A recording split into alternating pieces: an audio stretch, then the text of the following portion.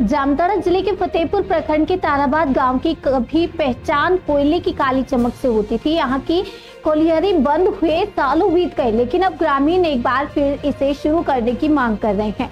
ग्रामीणों का कहना है कि ताराबाद का कोयला अपनी बेहतरीन गुणवत्ता के लिए जाना जाता था। कोलियरी चालू रहने के समय गाँव में रोजगार और रौनक दोनों थी।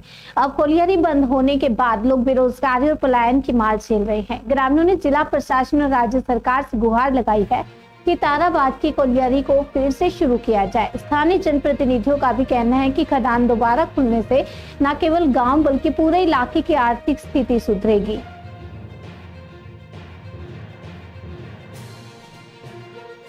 हाँ बोलो।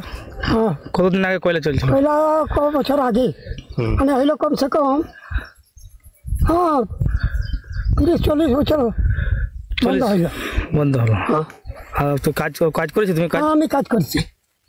ওই শুনতে ছিল না। আর এখানে বুঝি কোয়ার্টার ছিল? হ্যাঁ কোয়ার্টার বহুত ছিল তো। কত ছিল? ও বহুত কোয়ার্টার। বহুত না? বহুত কোয়ার্টার। আর মেশিন টেশিন সব ছিল? পাশে ছিল। মেশিন সব ছিল? মেশিন বড় বড় মেশিন ছিল। কি লাগছে এটা চললে ভালো, আবার চালু করলে অত ভালো হবে না? এগুলো না সবার কি হবে? কি চাইছেন? চালু হোক। চালু হোক।